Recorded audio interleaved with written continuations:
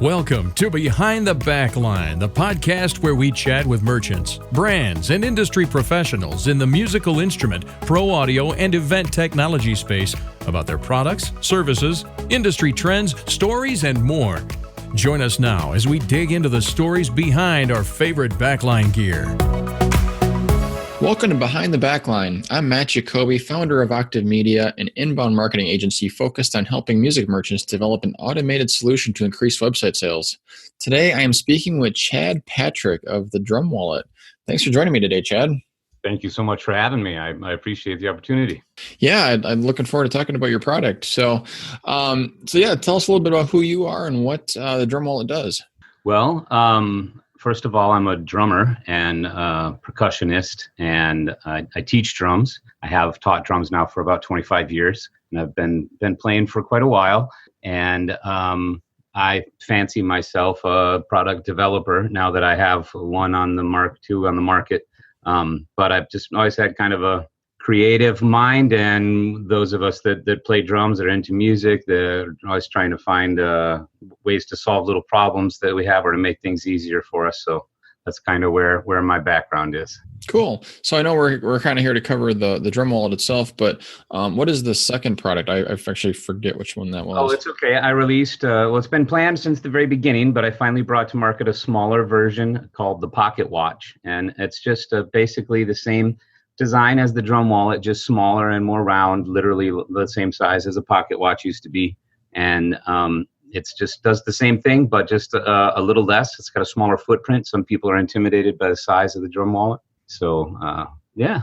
And they both kind of operate the same way in terms of like hanging from the drum and being able to get flipped up. Yeah, absolutely. They both go onto the drum in the same way. Just the scale is a little bit different is all. But yeah, the attachment to the drum is all the same. And where you would engage it with the stick to put it on and take it off is exactly the same. Okay, cool. Yeah. Well, for me, I've seen it. So it was easy for me to visualize and ask about the other product, but just for the sake of people listening, can you explain a little bit what the Drum Wallet actually is? Yeah, absolutely. It was many, many years ago. I think it was in like Modern Drummer magazine. They were doing an interview with somebody and they talked about how they used the Drum Wallet on the recording. And since then, of course, I've been very educated on the use of wallets on a snare drum, for recordings and things. And I always loved the way that mine sounded. And I was frustrated by other products on the market. My band was very, very diverse and going from song to song and style to style. And I wanted to get more diversity out of my snare drum, but I also wanted to be able to do it quickly. And I also wanted to be able to change it back, just as easily as my guitar player would step on a distortion pedal. So I thought that the wallet to me sounded the best out of all of the things that I had used, because when the drum is hit, it gives the full attack and the wallet kind of bounces off the head momentarily. And so that attack is still big and pure. And then it just falls back down and muffles the overtones. So I literally made a list of all the products I'd ever used and all that I had ever seen or researched, could find online, and had to classify all of the other products that do the same general thing into different categories, And I tried to take pros and cons of everything and make a product that had only the pros and, very few or none of the cons. So Got it. Yeah. So, in terms of like, and I'm a drummer, but I actually have never heard the term wallet before in terms of what that is. Would you classify it like as essentially a muffle or? Yeah, well, literally your wallet, that's what it was, is the drummer would take their wallet out of their pocket and set it on the edge of their snare drum. And so I loved that, but there are a few disadvantages to taking your wallet out of your pocket on stage all the time. Those that have used the wallet over the years will tell you, it sucks when your cards fall out or you hit it and it sticks on the edge of your stick and flips off the riser or what have you. It was born out of convenience. And, I lean on the history of it. Entire record labels built their libraries, based on that snare drum sound. Got it. So I guess I kind of assume that's where other muffles like rings and the gels and stuff kind of came into play or existence. Yeah, absolutely. Everybody wanted to try to do the same thing, and it was to clean up some of those overtones. especially when you're recording. A lot of times they want a dry signal when they're recording, and you can add all kinds of things and reverbs and stuff after the fact. But they just wanted to be able to clean that up. If, you're playing in a small environment, those tones can be really harsh to a listener sometimes too. So it really just comes down to trying to fit your environment better and be more musical and actually add some diversity to your sound as well. Got it. Yeah, I guess I feel like I've been a drummer for over 20 years too, but I almost feel like I should have known about that, or even the wallet trick. I guess I did not get that. Well, you know what? I never had private lessons. I learned in the public school system, and so I didn't really have an older drum mentor. And when I was a young drummer, we had like a beta VCR with a corded remote on it. You know what I mean? It was like really hard at first to access any information. I used to stay up until midnight on Friday nights just to watch, Friday night videos so I could watch somebody play drums. And so I lived in a place where I didn't have cable until I was a senior in high school, Oh, wow. Okay. So if you don't have a mentor in your life, then I wouldn't expect people to know about it, really. It's kind of an insider trick. And the only reason I found out about it is I stumbled across it in an interview in Modern Drummer. And, there are people that'll swear by it and tell you about the history of it. And it just made too much sense to me. And I built my own, and people just started commenting on it, Well, that puts a lot of perspective for someone who did not get the memo on that trade secret as to why it's called the drum wallet. Yeah, absolutely. It's literally based on that trick of a man using his wallet. And half of that issue is that it's convenient, it's right there. Yeah. And that's why I wanted a product that hung on the side of the drum. Is I always wanted it there. I was picturing, hopefully nobody assumes that, I can put my cards in it and still flip it up on the drum. Oh yeah. There have been versions like that, that have been brought to market that actually had, weights the size of cards, really literally based on the design of a wallet. And I wouldn't expect people really to know that, you know what I mean? So that's why a lot of what my product is kind of education. Young drummers are putting $1,000 phones on their snare drum to cut their overtones, for God's sakes, Oh man, I haven't even thought of that one. I'm like, there's products out there, and the gels I'm not a big fan of. I do have a Remo rim, or a ring, but it's kind of like I'd prefer not to have anything if you can try to make the drum sound in the sweet spot naturally, but that's not always possible, of course. So. Sure. Yeah, absolutely. And then I was a snare drummer in drumline in high school, and I prefer a much higher tension head, so that makes the overtones greatly increased, especially when I was playing a 6-inch deep steel snare drum. So I was one that really liked to be able to get that twang and that over ring when I'm playing, some wet New Orleans second line style, or I want to kill the snare drum and use it on a reggae tune and get that delayed, decrescendo kind of a thing going on, or use it in more of a musical setting. So it just allowed more flexibility. That's cool. Yeah, I kind of like that. I know it's something to work, or like for me, I was like, I'd love to even give it a shot, just kind of see how it compares to like the ring that I have now, and just Yeah, absolutely. Yeah. And I'm never gonna really like trash talk any other company. Mm-hmm. I'm not that kind of a person. I don't want to do business that way. I feel like there's plenty of other great products out there, but nobody was making a product that you could take off and on, like you can turn your snare on and off, and that's what I wanted. My guitar player would play a totally different instrument by putting his foot on one button. And that, if we're going in a set from a 311 song into a Fleetwood Mac song, people that know, Chad Sexton's snare drum does not sound like Mick Fleetwood's snare drum. That's why people bring 8 snares into the studio. That's why in any electronic kit, there's 5 different electronic snare sounds, because they're different, And my product just allows a drum to double its sonic potential. That's it. Very cool. So how long has it been on the market? I officially launched it. I wanted it memorable. So it was 01/01/10. The January 1st of 2010 is when I officially brought it to the market. And launched it officially through the trade show. I just gave them to friends in the industry and artists that I was acquaintances with, and some that I met through NAMM. at the first winter trade show. And then we launched officially with a booth in NAMM in summer 2010. And then for those 6 months, really built things up for winter NAMM 2011 is where, Southern California and a lot of people saw it for the first time, other than the magazine reviews and stuff. Okay, cool. And the little one is not quite out yet, or is just about? Yeah, I have one in my hand, but we're fixing one issue with manufacturer. I had to return them to the manufacturer to make a couple of little changes. We sourced some new materials, and so we're still figuring out costs and stuff like that. But I'm super proud of it. The drum wallet is redesigned in the same materials. And it's the best product I've ever had. And it's really neat to see the evolution of it over the years. Oh, definitely. I bet. Yeah. Going from like a prototype to where it's kind of handmade to actually getting some more durable and marketable. Yeah. We're working with our fourth manufacturer. Oh, wow. Yeah. That's a whole Rocky Mountain kind of a thing. Cool. So where is it kind of available right now to people to purchase? Well, you can always get it directly through the website, thedrumwallet.com. It kind of depends on where you are in the world. It would be best for you if you're in Southern California and LA and you like to hit up a shop. You could always roll into the Pro Drum Shop in Hollywood. They have them in stock.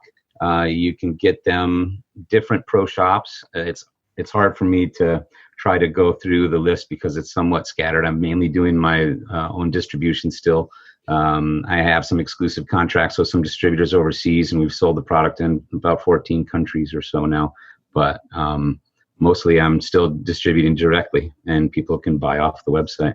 Cool. So like how popular has it been? I mean, has it been fairly well received by people at all levels?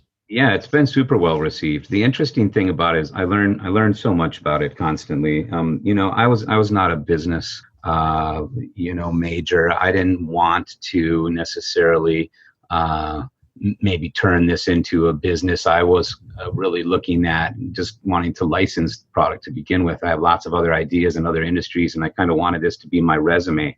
But by the turn of events that have occurred, right after our first big winter NAMM, we lost our manufacturing. The company that was making them got sold to another company, and then another similar thing happened the following year. So here we are at trade shows with some product that were made for us, but we don't have anybody to make anymore. And the relationships we built is really difficult to follow through on. So, I've ended up it's become, so much of my life because I have investors, friends and family and loved ones that got behind the product. So I can't just, let it sit because I tell people it's like pushing a boulder uphill, but, I see the ground moving at my feet and it's great. It's well received by some of the most, incredible players in the world.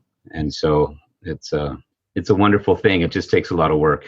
Yeah, I've never had the pleasure. I've talked to a few people already on here that have kind of told me a little bit about how strenuous or how tedious the manufacturing process can be for any kind of product. And I mean, I've always been more of a service guy, so I can't even imagine what going through that product process is like. Yeah, well, you experience a lot of the same things being a sole proprietor of something. It's just a different animal. It's hard when it's out of your hands.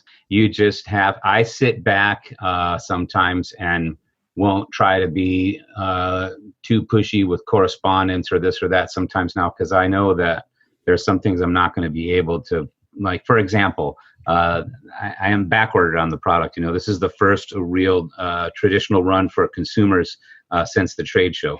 So I was filling back orders, and basically I didn't want to tell everybody for sure I'm going to get it to you by Saturday, because when I went to pick them up, there was an issue. So I know just to give a little more time, and I tell everybody as best I can. I try to keep real good communication with those that have a back order waiting or whatever, and let them know, this is a sole proprietorship.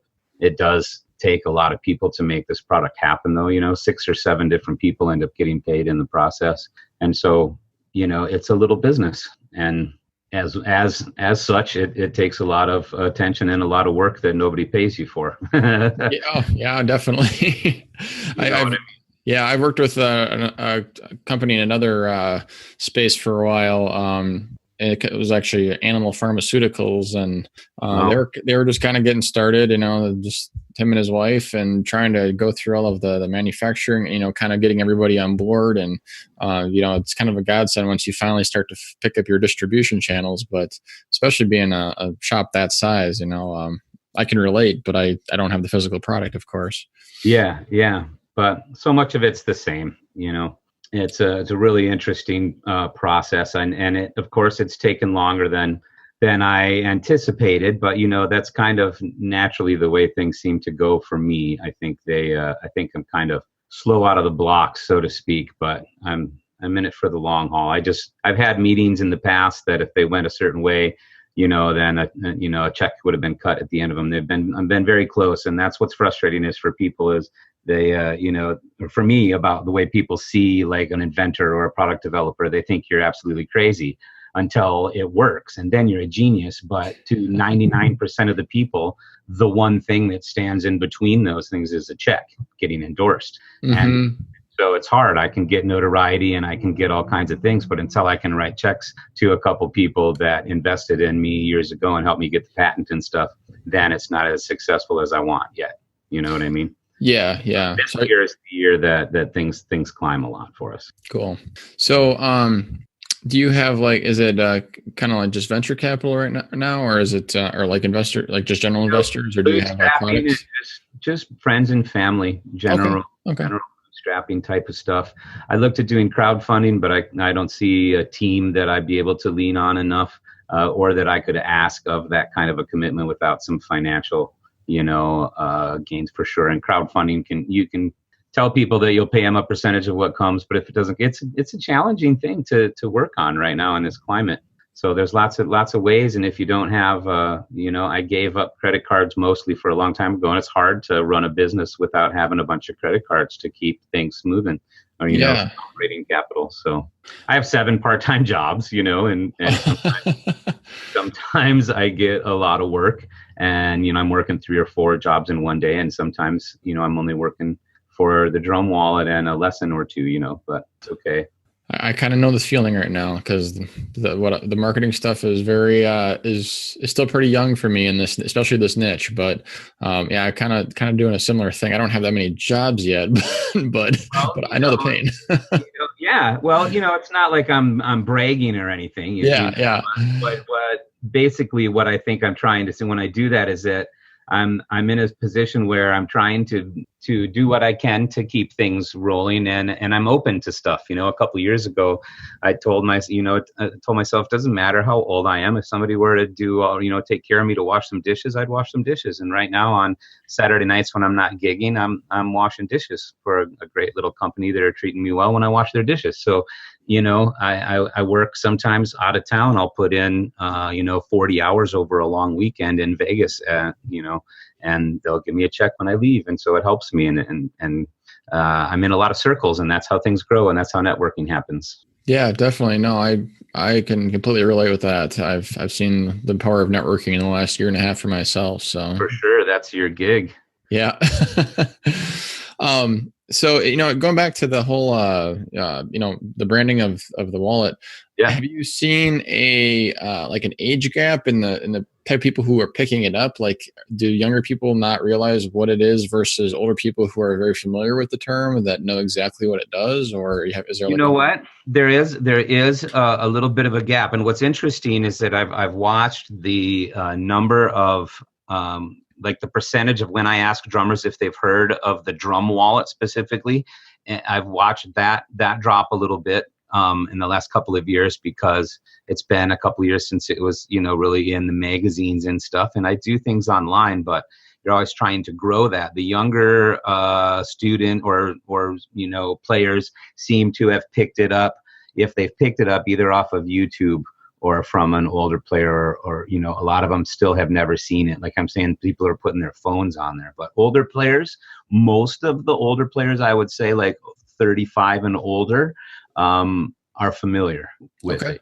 Yeah, and maybe not with my product, but I mean with using a wallet. And so a lot of people will look at it and they just nod their head and they get it immediately. And other people, it's there's a lot of education involved. Yeah, I can definitely tell. That's kind of what I was getting at, because with my digital marketing aspect, that's kind of what it's all about, is just providing that source of content that educates that market, and they're going to maybe come across something in that aspect, like via video or Google search or something. So, I feel like you have a lot of potential to tap yet in terms of just educating a younger market.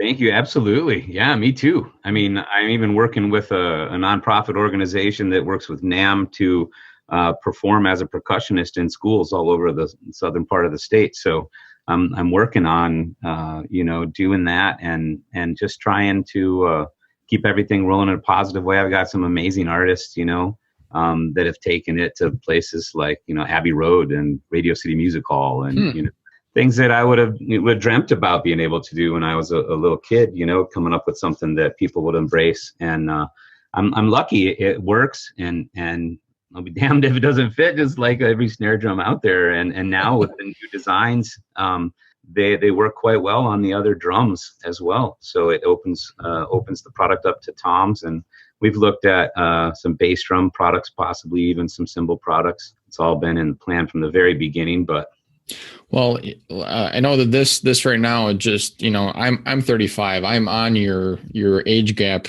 line, and I guess I fell in the younger crowd because that was completely new to me. Yeah, that's okay, man. It all comes down to the experience, and that's what's great about drummers. I feel as a group, as a population, I feel like we're way more open to sharing and educating each other than other groups of musicians, in my experience. And I know that this experience is not mine alone, because I've had this discussion with several professionals who work in services that work with the music industry, such as photographers and things like that. And they tend to agree. It's a really good group to be a part of, I feel. I mean, it's the, mankind's first instrument that was created to make music and bring people together. So it's still got a lot of that spirit and power behind it, and that's why I'm all for it. And that's why I didn't come out with my home and garden product first. Got it.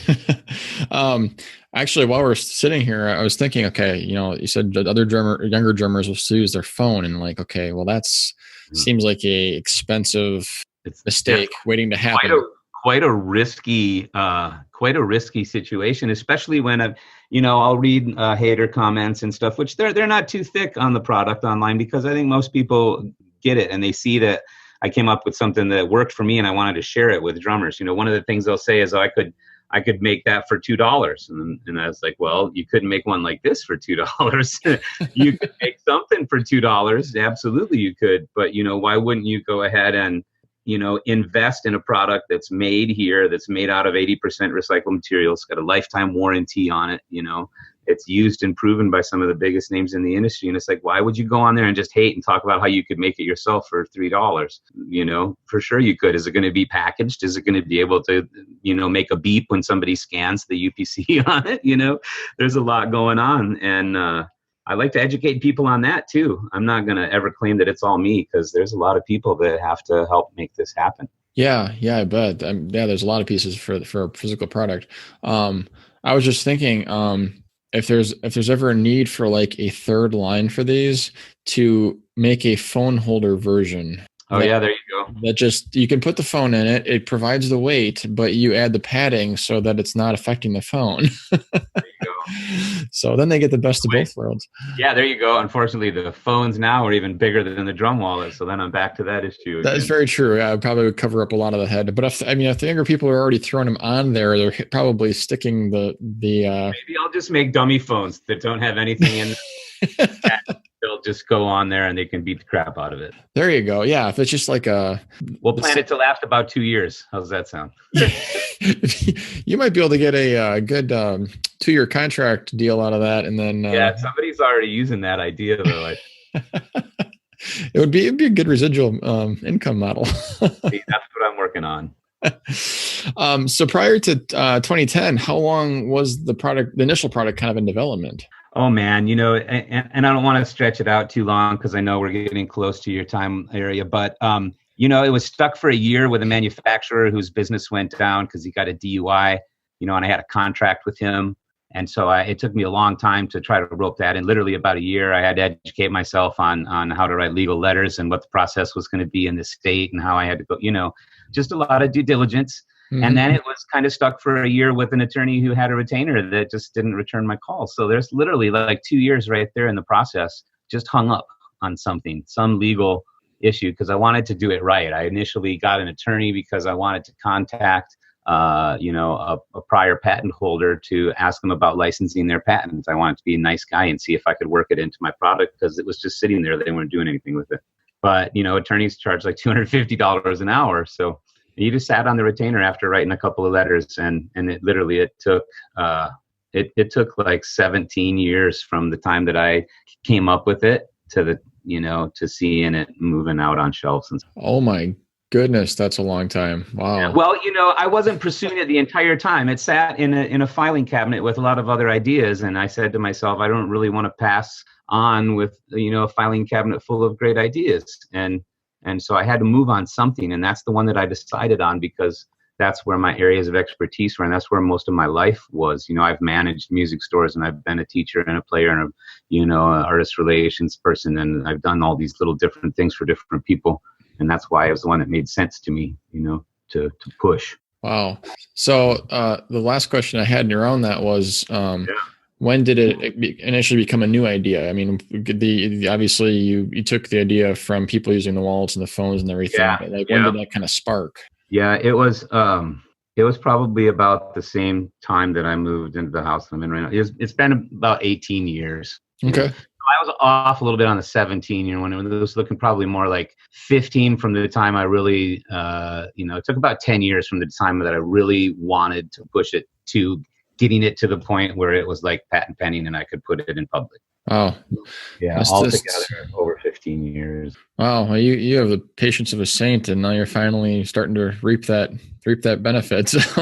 Well, I had a job a long time ago and the boss was like, Chad, if you got a great product, you can F up a lot. And it's not to say that I've F'd up a lot, but I do have a great product and I know that it's just going to continue to grow. It's just really hard, in Southern California without a ton of overhead and, with just life, it's just tough to do it as one. So that's why I rely on my artists and people. If artists just picked up the postings and things like that and exposing the fact that they use it like some of them do, that's going to help a lot. And people will see it's going to be easily in a dozen periodicals in the next 6 months. It's going to be all over the place in the next 6 months. So great. You'll see it.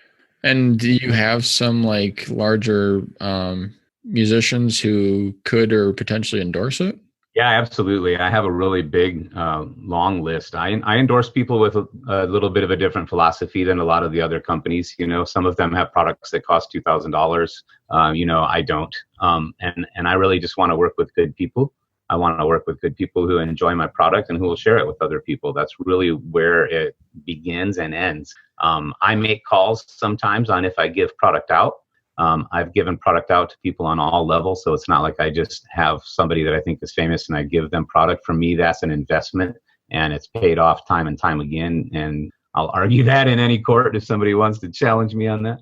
But names like Omar Hakim, when he bought like 20 of them to give as Christmas gifts one year, and he did a commercial for Diodario's new heads this last year, and there was a drum wallet on his side snare that he was playing on for the first half of the commercial. Oh, cool. And that was a commercial for new drum heads. So my artists are using them and they're helping me. They're seeing now their importance of helping to share it because, when it's in a commercial for new drum heads, I think drum companies and drum head companies think that products like mine are created because we think their products aren't good enough. I think that's kind of a common misconception that we made a product because their product isn't good enough or we don't know how to tune a drum. And that's not true. I get that all the time. And you understand you're what I would call probably a purist. And that's somebody who doesn't want to ever play with really any muffling unless there's a really drastic occasion for it. And I'm totally cool with that. I understand. I get it. But my playing life and situation necessitated something different. And I've also converted a lot of purists. It's a cool little thing to get in your stocking or to keep in your stick bag in case you need it, because once you've used it, you'll see what it can do by just playing it with it on during the verse and then flipping it off during the chorus, for example, and putting it back on for the verse again. That's just something that changes the way the part feels. And so people start to see the value in it more and more once they get their hands on it. That's a cool angle on it. I kind of would have just assumed, from song to song, but I suppose you really could just change it instead versus having more than one snare drum. Because I know some people have a snare drum on either side of the hi-hat, and then they'll have different tunings and stuff. So yeah, I do that too, and they both have drum wallets on them because now I get 2 snare drums and twice the sound out of each of those snare drums. One thing that I like to do is flip it off. I mean, don't get me wrong, it's in position for me, and I'm the inventor. It's in position for me about probably 95% of the time, because I love the way my snare drum sounds with it on, but I will take it off and turn the snare drum off, and then we get that timbali sound again, and that's something that was gone out of a lot of other muffling things, is because you couldn't just take it off. Or if you did, where were you going to put it? And I was tired of leaning over and trying to pick up something off the ground because I sit kind of high, and it's just, we're not built to do that. At least those of us that are aging, which is like, I guess, everyone. So, well, cool. Yeah. So just to reiterate on what your website is so people can find more about your product. Yeah, absolutely. It's one of those that's pretty easy to remember. It is www.thedrumwallet.com. Yeah, and the new product is called the Pocket Watch. And so if you want, there'll be a bunch of artist interview videos. I finally tracked some software down that will help me try to reduce the NAM noise in the background. So that's part of this is, training yourself on software and things like that. If you don't have the ability to pay somebody else, you got to try to resource it yourself, so things take a while. No, I hear you. I'm in the same boat. But don't be popping up. So there's stuff already online. If you're on Facebook, we'd love to gain more friends and likes online. So we have an Instagram, the Drum Wallet, and I do a really cool thing called Random Acts of Percussion. It's hashtag Random Acts of Percussion, and it doesn't have anything really to do with the Drum Wallet other than it's just me as a percussionist doing some of the things that we do during the day. And they're just kind of fun little 45-second videos of weird me hitting stuff, basically. And everyone loves that as much as cat videos. So I think you're onto something. So. Yeah, they rank up there pretty high. Yeah. Well, awesome. Well, I will link to some of your social on the website on the show notes for this afterwards. So I really appreciate you doing this. Yeah. It's been great having you on. And thanks for joining me today.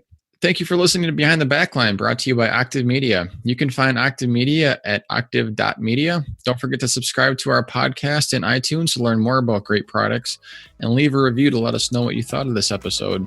We encourage you to share us with your friends and colleagues via social media, and we'll see you next time. Take care.